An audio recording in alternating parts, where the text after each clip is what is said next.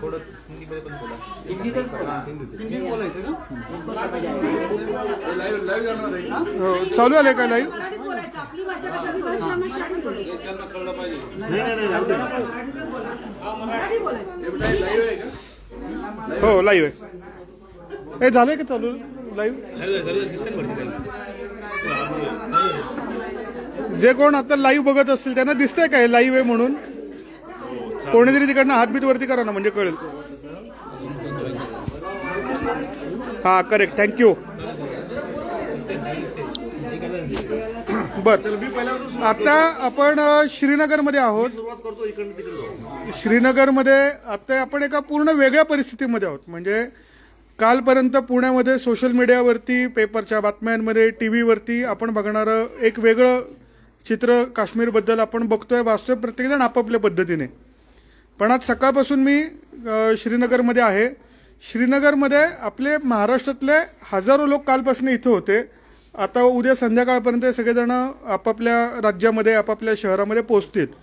पण ही सगळ्यात महत्त्वाची गोष्ट आहे की जसं जेव्हा तो हल्ला घडला तेव्हा मी एका फेसबुक पोस्टमध्ये लिहिलं होतं की हा एक कट आहे. केवळ काश्मीरमधलं पर्यटन संपवणं याच्यासाठी पाकिस्तान असतील किंवा जे बाकीचे देश असतील त्यांचा हा डाव आहे.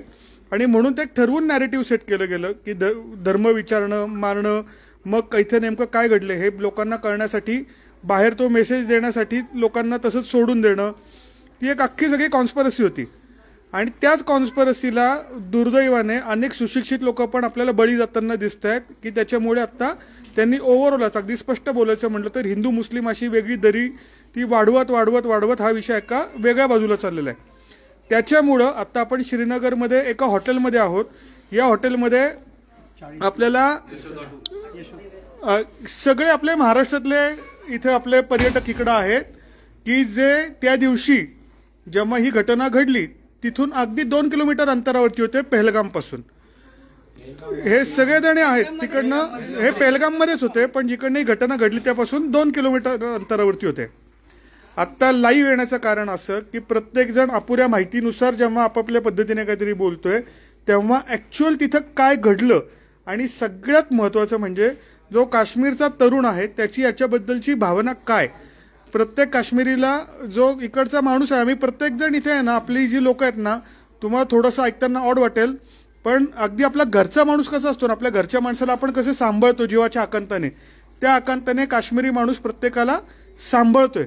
तर हा अनुभव ज्यांनी प्रत्यक्ष घेतला असे आपले पुण्यातलेच सगळे लोक इथं आहेत. यशोदा ट्रॅव्हल्सची ही अख्खी सगळी टीम आहे, ते सगळेजण काश्मीरच्या ट्रिपला आले होते. तर आहे ना, आपण प्रत्येकजण प्रत्येकाने काय अनुभवलं ना ते आपण यांच्याकडनं ऐका. ताई तुम्हाला नेमका काय काय अनुभव आला ते सगळं सांगा. मी दीपिका सक्पा, पुण्यामधून बावधनमध्ये राहते. 2 दिवसापूर्वी मला माझं बीपी एकदम हाय झालं होतं. मला चक्कर इतकी येत होती काय, आणि रात्रीचे 10 वाजून गेले होते. मला काही कळत नव्हतं. माझी बीपीची गोळी घेऊन सुद्धा मला काही समजत नव्हतं. तर हे युसुफ, काय तुमचं नाव? मोहम्मद युसुफ. हे ह्यांना हॉटेलचे मालक काही मॅनेजर आहे, त्यांनी सांगितलं की ह्यांना काहीतरी हे करा, डॉक्टरसाठी घेऊन जा. ते तसे त्यांनी एका डॉक्टरांना रिक्षावाल्याला बोलवलं. माझी मैत्रीण, माझे मिस्टर आणि मी, मला रिक्षात घातलं आणि एका हॉस्पिटलमध्ये नेलं. आम्हाला त्यांची भाषा येत नव्हती, काय नव्हती, पण ते बरोबर होते. तिथे हॉस्पिटलमध्ये ते सगळे डॉक्टर त्यांची भाषा बोलत होते पण आम्हाला त्यातलं काही येत नव्हतं. पण ते आमच्यावर आले. 20 रुपयाचं फक्त फॉर्म घेतला, फक्त 20 रुपये देऊन त्यांनी मला एक ग्लुकोज लावलं सलाईन मधून. तिकडच्या लेडी डॉक्टरांनी ते इंजेक्शन दिलं. मला तिथे थोडा वेळ ऍडमिट करून घेतलं आणि ते हे जे भाऊ आहेत त्यांनी मला परत आम्हाला हॉटेलमध्ये आणून सोडलं. माझा बीपी एकदम व्यवस्थित झाला आणि मी 2 दिवस छानपैकी प्रवास करू शकते. मी शशिकांत बासुतकर, राहणार कर्वेनगर, पुणे. आता जे सध्या जगदाळे एक्सपायर झालेले आहेत त्यांच्या घराशेजारीच माझं घर आहे. तर जेव्हा मी 15 तारखेला इथे या हॉटेलमध्ये आलो, हॉटेल रिव्हिएरा, त्यावेळेला जेव्हा माझ्या बॅगा वगैरे आहे तर मला मदत करण्यासाठी सर्वात प्रथम कोण पुढे आलं तर हा सोहेल आला. त्या सोहेलनं आम्हाला म्हणजे माझ्या मुलासारखं त्याने आम्हाला दोघांना सांभाळलेलं. आलेल्या दिवसापासून आमच्या बॅगा नेणं, आमच्या इथलं सर्व काय सोय असेल, गरम पाणी सोडणं. त्यांनी एवढं सांगितलं तुम्हाला बरं वगैरे नसेल तर मला सांगा, मी अर्ध्या रात्री देतो आणि तुम्हाला दवाखान्यामध्ये घेऊन जातो. पैसे नसले तरी तुमच्याकडे काळजी करू नका, मी स्वतः खर्च करतो. म्हणजे अशा प्रकारे इतकं त्याने आम्हाला सहकार्य केलं की मला आता खरं त्याला सोडून जावं असं वाटत नाही. मला वाटतं की माझा मुलगाच इथं आहे तर मी कशाला काश्मीर सोडून जाऊ. सोहेल आहेत ते मला स्वतः म्हणाले तुमच्याकडे पैसे आहेत का, नाही तर मी पैसे देतो. आज बाहेरून आम्ही आलेलो परदेशातून आणि तो माणूस स्वतः मला म्हणतो आपके पास पैसा है क्या, तो मैं पैसा देता हूँ. असं कोणी म्हणत नाही. आपले पुण्यातली लोकही आपल्याला म्हणणार नाही की मी पैसे देतो, पण तो स्वतःहून मला म्हणतो तुमच्याकडे पैसे नसतील तर मी पैसे देतो म्हणून. कोणी सोहेल नाही होय, विचारलं. सोहेल नाही. हो. सोहेल आपने इनको सोहेलनं पूछा. आम्हाला सांगायचं सोहेलच्या बाबतीमध्ये की माझ्या मिसेसला चालता येत नाही, तर त्या कृपाच्या याच्यामुळे 2-3 ऑपरेशन झाले, ते त्याला एक पायरी पण चढता येत नाही. तर प्रत्येक वेळेला सोहेलने इतकी मदत केली की स्वतःच्या आईचं जसं हे करतात त्याच्याप्रमाणे त्याने माझ्या मिसेसला त्यांनी मदत केलेली आहे. पण अजूनही करतो, जाताना तो मला सांगतो की तुम्हाला काय लागत असेल काय पाहिजे तर मी मदत करतो तुम्हाला. सोहेल, इनका ऐसा कहना है कि आप उनको उनके बेटे जैसे लग रहे हो, तुम्हारा क्या कहना है इसके बारे में? ये हमारा गेस्ट है, हमारा फर्ज है उनको ख्याल रखना है. अगर उनका पैसा नहीं है मैं जेब से दूंगा. आम्ही अतुल देशपांडे, चिंचवड आणि चाकण. आम्ही 15 तारखेला यशोदाकडून आलो. ज्या दिवशी इन्सिडेंट तिथं झाला पुलगामला, त्या 5 मिनिटाच्या अंतरावरच आम्ही सगळे होतो. आणि येता वेळेस आम्हाला पेहलगामला जो झाला तर तिथं 5 मिनिटाच्याच अंतरावर आम्ही सगळी परिस्थिती तिथली पाहिली.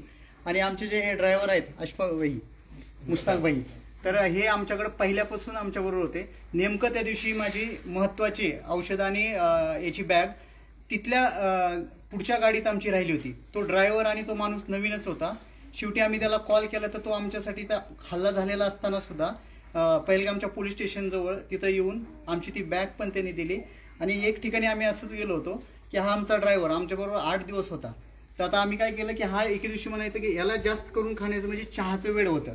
तर हा एके ठिकाणी आम्हाला सगळ्यात सोडलं, मला सर मी चाय पी के आता हूं. तो गेल्यावर मी पैसे देण्यासाठी तिथं गेलो. तिथं गेलो आणि चहाचे पैसे माझ्याकडून न घेता त्यांनी मला ते मक्के की रोटी और सरसो का इतर एक प्रसिद्ध हे आहे त्याचे पैसे यांनी दिले. त्याला म्हणलं अरे असं करू नको, तू चहासाठी आला, तू जे चहा 20 रुपयाचा आहे तू माझे 100 रुपये घालवा लागलास म्हणजे हे करायला. तर ह्यांनी त्यावेळेस हे केलं. आणि आजपर्यंत आमच्या फॅमिलीला अशा यांनी जपलेलं आहे की हा ड्रायव्हर आमचा आजपर्यंत आमच्याच बरोबर आहे. अशा ह्या गोष्टीतून आणि आमचा प्रवास खूप छान यांनी केलेला आहे. इथलं जे सहकार्य लाभलेलं आहे म्हणजे आम्हाला लाल चौक असो कुठल्याही गोष्टीत, सोनमर्ग, गुलमर्ग, इकडं प्रत्येक ठिकाणी त्या स्टेजपर्यंत जास्तीत जास्त न्यायचं कसं केलं. आणि इथल्या लोकांचा सपोर्ट इतका आहे. माझं एक स्वतःचे एक तळमळ असे प्रामाणिक मत असं आहे की ह्या घटना हे दुसऱ्या देशाने आपल्या याच्यात केलेली आहे. तर त्यांना जे प्रोत्साहन मिळेल तसं आपण इथं नाही केलं पाहिजे. लोकांनी इथं येणंच गरजेचं आहे. कारण हे जे काश्मीरी लोक आहेत ते जर बेकार झाले तर जी परिस्थिती जुनी होती तीच परिस्थिती परत उद्भवायला वेळ लागणार नाही. तर माझं असं मत आहे की सगळ्यांनी परत काश्मीरला यावं. हे काश्मीरमधल्या लोकांचं हे कृत्य नाही आहे, हे बाहेरच्यांनी केलं. आणि त्यांना आपण जर प्रोत्साहन त्याच गोष्टीला जर प्रोत्साहन दिलं तर ते आपल्यासाठी धोक्याचं, पुढच्या दृष्टिकोनातून आपल्या पुढच्या पिढीला धोक्याचं असेल. तर हे ह्या गोष्टीतून आम्हाला अनुभव इथले खूप आलेले आहेत. लोक चांगले आहेत. आमचा